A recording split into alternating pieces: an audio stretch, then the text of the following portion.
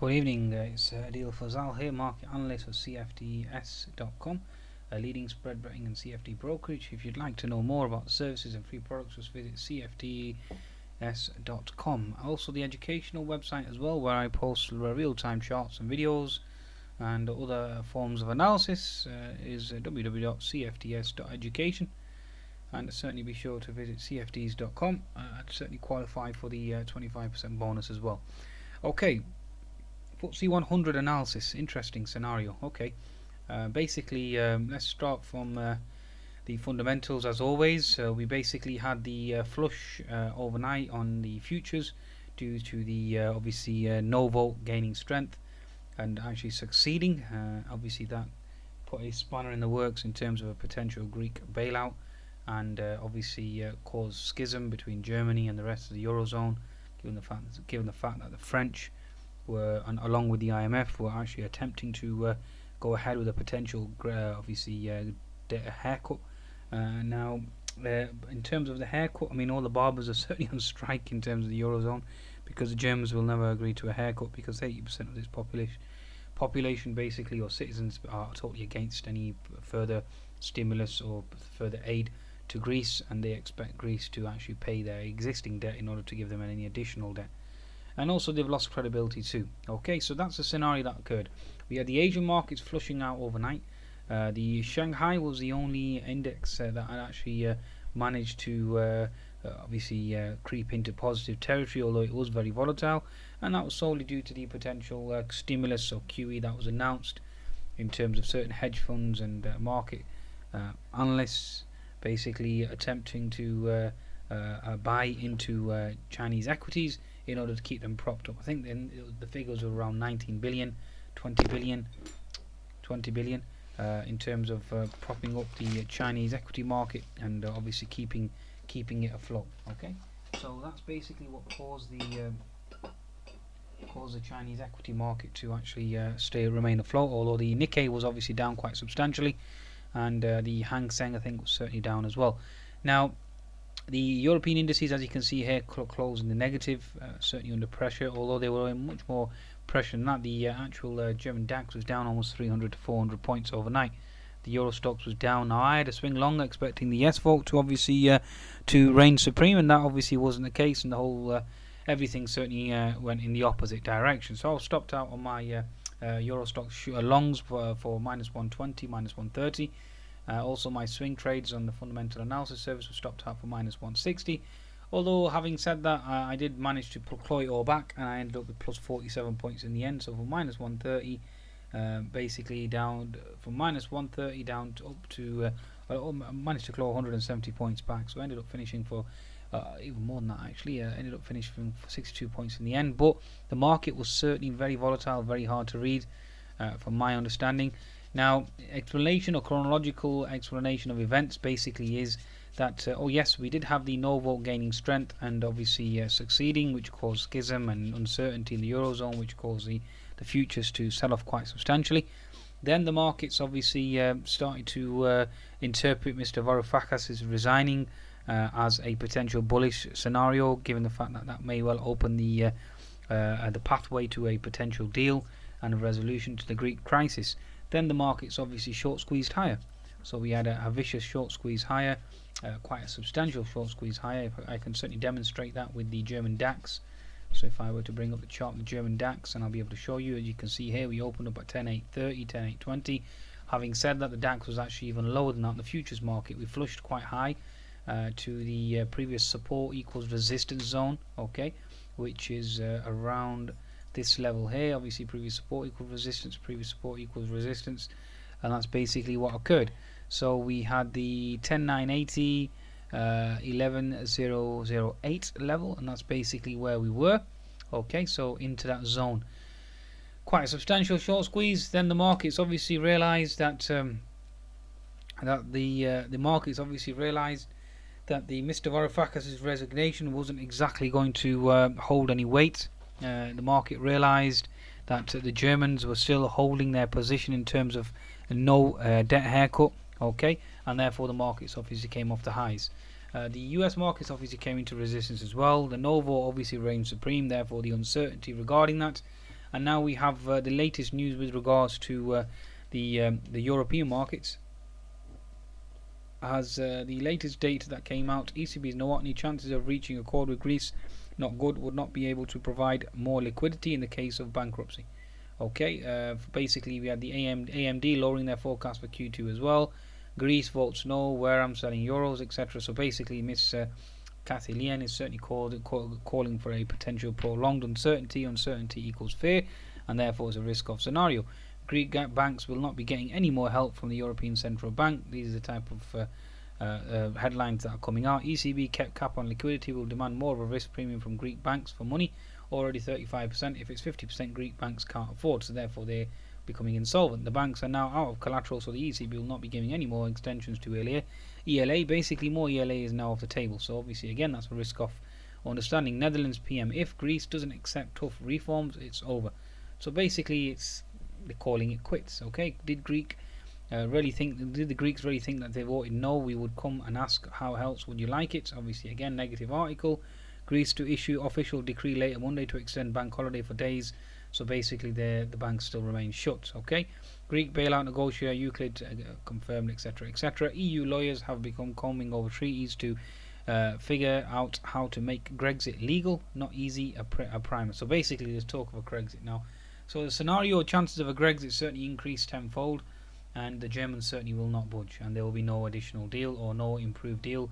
It's a misconception in terms of Greece voting no, and Mr. Varoufakis, I think, personally knew that as well, and he basically saved face by resigning, and he realised it's a lose-lose scenario for Greece. Okay, so for my understanding or my interpretation is that this no vote really has caused a lot of confusion, and if anything, it's accelerated the process of a potential Grexit scenario, which in turn obviously creates uncertainty, creates fear for the markets. Now, in terms of the plus scenario, Mr. Varoufakis has gone. The EU data today was actually better than expected, especially the German data, which obviously led the German DAX a short squeeze higher as well. That certainly helped, along with Mr. Varoufakis resigning. Okay, so that certainly helped from that perspective. EU data obviously strong as well. Potential for a debt haircut in terms of France and the IMF obviously pushing that type of agenda certainly remains open. Whether the Germans do a U-turn and accept a potential debt haircut, even if it's minimal, and debt restructuring, then obviously that will be positive for the markets. But at this very current juncture, that isn't the case. And given the fact that we have a meeting tomorrow, again, anything is certain. So be prepared either way. Long, if you're your position long, as you can see from the German DAX, if you're positioned long, then you would want to target the gap fill above. So the gap level above is around the 11,060. If this double bottom holds and we fail to make a new low, then one would certainly expect a potential reversal in the German DAX. But again, having said that, we'd need to see some strength in Asia, and we need to see some type of follow through. Now, one could argue you have an inverted head and shoulders here. Obviously, the market's just basically consolidating here and looking for a potential move higher into gap. So again, that's certainly a possibility and a probability as well. So given the fact that we did make a higher low on the 10-minute chart and we had some increased volume onto the buy side, again does bode well for the actual German DAX. But more analysis is required, and again, it's certainly a scenario in terms of the market itself, how to interpret it. Now, I'll try and do a separate analysis with regards to the European indices. I will attempt to, but I will try to cover them today here as well. Okay, so that's the scenario that we face. So number one, no vote gaining strength is risk off. Stronger EU and German data causes a short squeeze. Mr. Varoufakis resigning equals the path for a potential deal, given the fact that he's an annoying figure, and if he's taken out the equation, then we may well see the Europeans accept a potential deal, or will certainly push back in terms of their hard stance, and that obviously hasn't been the case because the Germans remain firm in their position. If they adjust in any way, then obviously that would be positive. Okay. So Maduro says he spoke to Greece's Tsipras by telephone today, says Greece, Venezuela in economic war versus capitalists. So now it's a war versus the capitalists. Very interesting. Okay. Having said that, if you watch the new Mission Impossible film, folks, you'll see that the actual film is about fighting against the IMF Okay, so again, it's a very interesting scenario. Okay, certainly a very interesting scenario. Okay, so the argument also as well, Germany has never repaid its debts. It has no standing to lecture other nations. Interesting. Okay, so certainly there's a lot of schism, a lot of discord between the EU members, and that obviously doesn't bode well, because uncertainty and fear obviously exacerbates the situation. Okay, so Mr. Varoufakis resigning, triggering a short squeeze, stronger economic data, triggering a short squeeze, but then later on the German stance obviously caused the markets to sell off, and the ELA situation as well, with regards to them accepting or wanting more collateral, etc., but thereby confirming and strangling the Greek banks. Okay, that scenario certainly isn't interesting. Isn't isn't okay? So isn't the best case scenario. Okay, so now I've covered the fundamentals. I'm going to jump to the technicals now, and certainly I'll give you an interpretation. Okay, so give you an interpretation of the technicals. Okay, let's bring up the actual chart for the FTSE 100. Okay, so here we go. Okay, so FTSE 100 daily chart. And what I'll do is I'll just cover all the European indices as well now that I've explained the fundamentals. Okay, so daily chart of the FTSE 100, obviously, as you can see, if I bring up the weekly chart, I think that'll be more of an insight. If I just go to a weekly, okay, here we go. So the weekly chart, you can see here, fib 61%. It's fib 61% on the weekly chart. Okay, so again, fib 61%, horizontal support. Fib 61% horizontal support is at 6,500. Okay, now that certainly is looking to potentially hold. Now the daily chart is into 6,500 and is into horizontal support as well. Okay, so and that's certainly a scenario that we find ourselves here. So again, if that double bottom holds, as long as the 60-minute chart certainly holds that pivot low, which was at 6,507. And the horizontal support at 6,520. So if 6,520 holds, then we're looking for a potential move higher. Okay, so again, moving up to 6,620, potentially up to 6,720 as well. The 10-minute chart on the actual FTSE 100 is clearly an inverted head and shoulders scenario. Yes, I know, folks, I've mentioned this before, and it certainly can. Oh, fantastic! Bear with me one second. My actual charting package has crashed. Well, not crashed. Basically, it's expired for now. So let me just see if I can give this a reboot quickly. Bear with me. Okay, let's just bring up my charting software package again. Bear with me. Bear with me, folks. Okay, this is not the best case scenario here. Let's just try and fire this up again. Bear with me. Bear with me. Okay, so let's just have a look here in terms of European indices. Let's okay, understood. So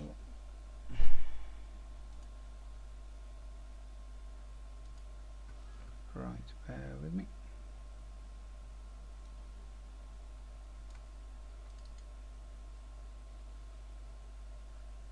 Yeah, need to fire this up.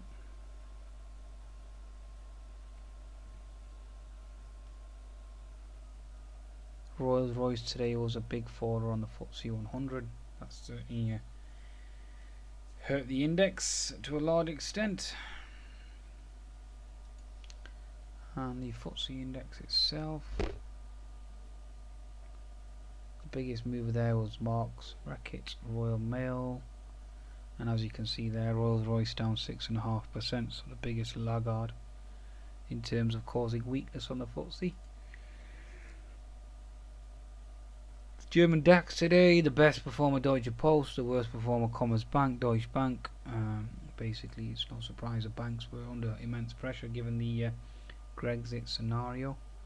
The actual Greek economy, let's have a look how the Greek Athens Exchange did today. Okay, given the Novo, actually did okay in the end, up 2%, so certainly swung high.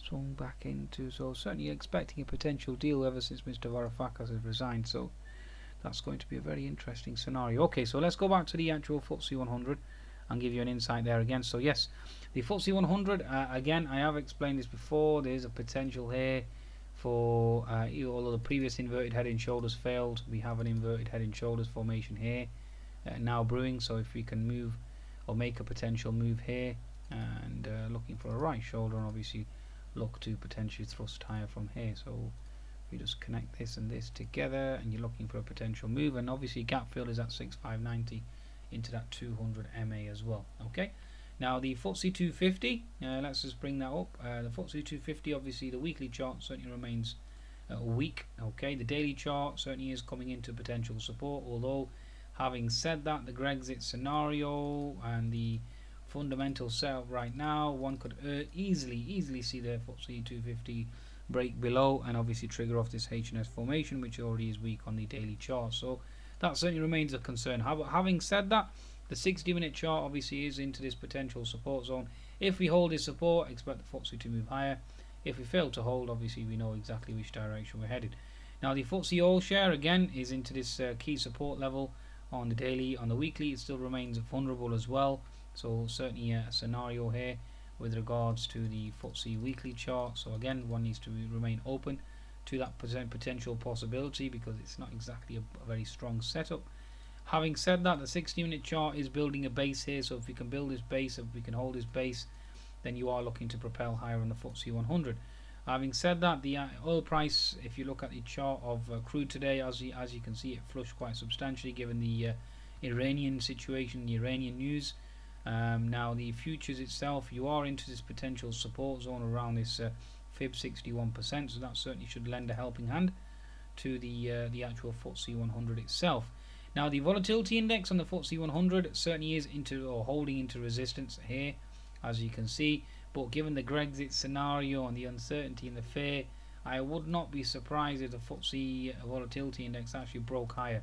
So again, there's certainly both possibilities. We can actually flush lower and send the FTSE higher, or we can break higher and send the FTSE lower given the actual FTSE 250 remains weak. So certainly both scenarios are very in play, very much in play, very much in play, because the geopolitical uncertainty is there, the socio-economic uncertainty certainly remains there.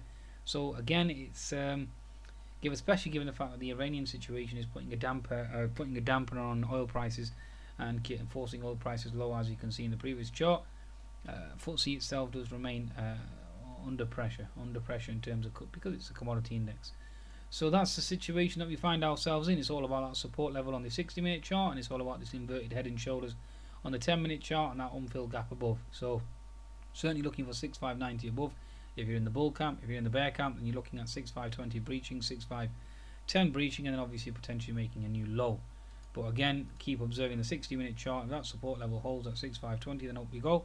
If it fails to hold, then down we go. And again, it's the news flow that will be basically dictating the actual markets themselves. I did expect this breakout here, a scenario obviously to thrust higher and create the trigger off this inverted head and shoulders. As you already know, I was pointing this out. You had this left shoulder head, beautiful head. You had this right shoulder consolidation, expecting a yes fall on Greece, and obviously the markets were going to short squeeze higher. That obviously wasn't the case because the Greeks threw a monkey wrench in that, and obviously the markets have shifted in the opposite direction. Having said that, though, the FTSE has done well compared to its European peers. So along with the Nasdaq has done well to its European peers. Now, one thing that we can always cross-reference the FTSE 100 on is the S&P 500, and the S&P 500 at the moment, again, if you look at your 10-minute chart and you look at your 60-minute chart, you can see that we're holding this base. So if the S&P is holding its base and holding this double bottom support, then expect the FTSE 100 to follow suit. If obviously this breaks on the S&P 500, then you know exactly what's going to happen to the FTSE itself. Now I can also look at the Dow Transports and the Dow Jones as well. So Dow Transportation average, 60-minute chart, just about holding support. So again, certainly remain circumspect. This bear flag situation here, I can't see any support zones at all really, except the one below here. So again, the Dow Transport certainly remains vulnerable. Let's just try and connect these trend lines together. Yeah, failing to hold really, to be honest with you, very weak. Okay, so we're looking at a daily chart there on the actual Dow Jones Transports. Okay, now the actual Dow Jones. Let's just go to the Dow Jones chart. Bear with me.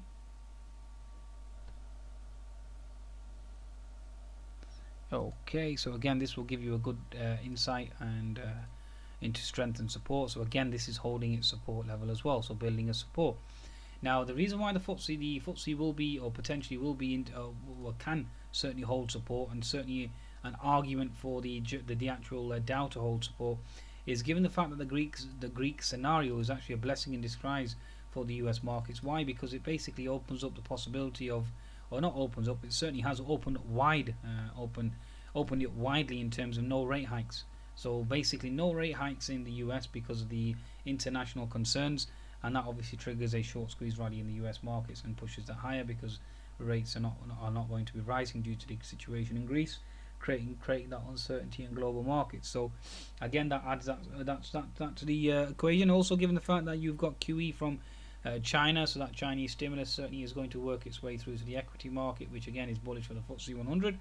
And given the fact that oil prices are now potentially into support, again that does obviously conclude that the FTSE 100 is potentially into support as well, given the fact that it's weathered the storm from the no vote over Greece.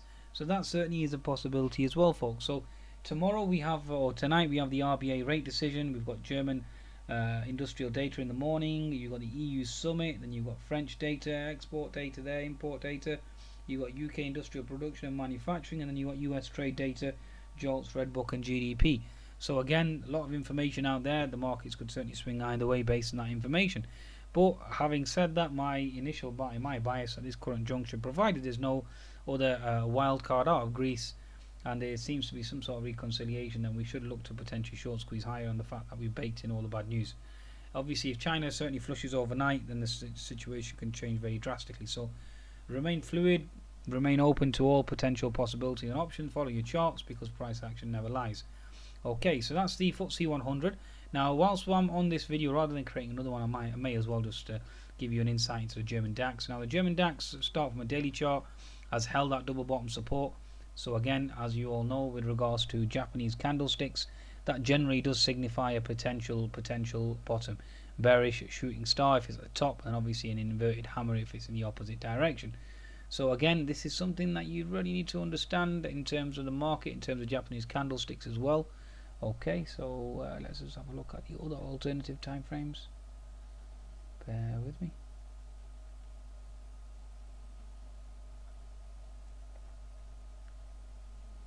So it's a bullish inverted hammer, potential bullish inverted hammer on a daily candlestick.